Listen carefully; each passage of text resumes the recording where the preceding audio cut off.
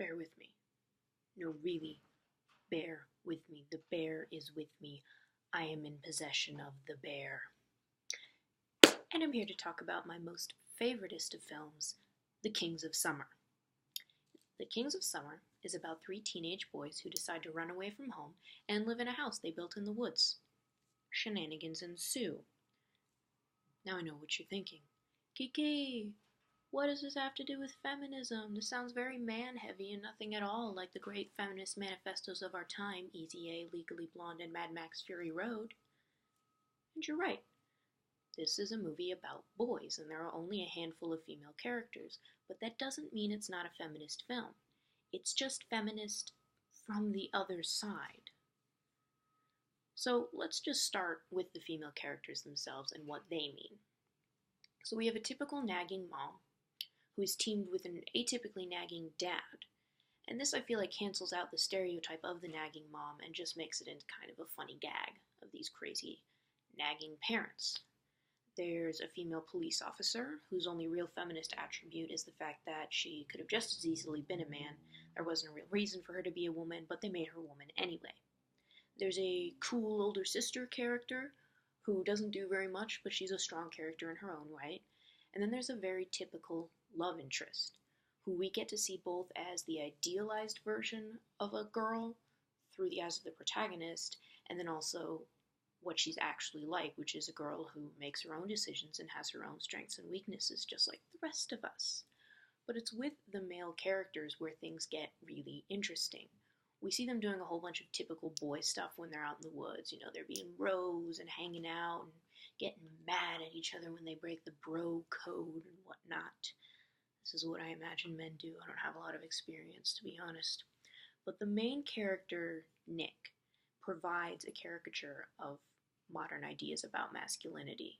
He spends almost the entire movie talking about being a man and what it means to be a man, but he doesn't really show himself as one until the end. There's a dream sequence in which he's talking with his crush Kelly, and he imagines her saying all these things like, "Oh, I worry, it's my brain, my woman brain." I don't know about you, but I've never met any woman who talks like that. So he kind of sees her as this damsel in distress and himself as the hero, and he's going to come save her. And there is a moment at the end of the film where she is a damsel in distress for a moment, but only after making her own decision to come out there and try to help Nick after she knows she hurt him. And this is all in a very mature way. He was her friend. She hurt his feelings. She knew he needed help out there, that he was alone in the woods, and he wasn't going to accept the fact that he needed help. So she took it upon herself to go out there and help him. And then, when there's a snake involved, that's what you need to know. That is when Nick actually behaves like a mature man. Because even though he's angry with Kelly, even though she hurt him, he still tries to protect her from that snake. That is mature. That is brave. Now, men, if you're worried that you're not a real man because you've never saved a girl from a snake, don't worry about it. Just find a girl and find a poisonous snake, and I'm getting away from myself now. You get the idea. As I was saying, I'm sorry, I just get carried away thinking about girls and poisonous snakes, two of my favorite things in the world. This is the moment where Nick actually grows up, and he accepts the fact that his best friend likes the girl he likes, and the girl he likes his best friend, and there's nothing he can do to change that. And speaking of that best friend, whose name is Patrick, by the way, there's a moment near the end where Patrick and Nick get into a really big fight, and it's established earlier on that Patrick is like a champion wrestler, and we know that he could very easily take Nick out like that, but he doesn't. Nick pushes him and insults him despite Patrick saying that he wants to stay, he doesn't want to fight. Nick continues to push him, and then Patrick finally knocks him down. And there's very obvious restraint there. He doesn't continue hitting Nick. He knocks him down once and then he leaves. And this is all while Patrick is crying, for the record. Now this is beautiful, because whereas traditional masculine values tell men that they have to fight and they have to have no feelings, Patrick not only chooses not to fight, but he lets himself feel. He cries. That's a major taboo.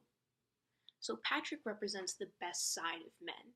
Caring, loyal, emotional, not necessarily unwilling to fight, but it's not his first instinct. Whereas Nick represents all the toxic things that boys are thought. He's violent, he refuses to talk about his feelings, and he is blatantly disrespectful towards women. It's only after having all of that blow up in his face that he actually matures and changes. So, despite The Kings of Summer being largely, actually entirely about boys and men, it's still a feminist film, just from the other side. And if you haven't figured it out by now, the other side is the side of feminism that is meant to teach boys that it's okay to have feelings and be weak sometimes, and that it's good to respect women as people of their own agency who don't owe you anything. So yeah, I would say that The Kings of Summer is about becoming a man. A real man. Unless you're Biagio, who does not in fact have a gender. And he learned how to die from a dog.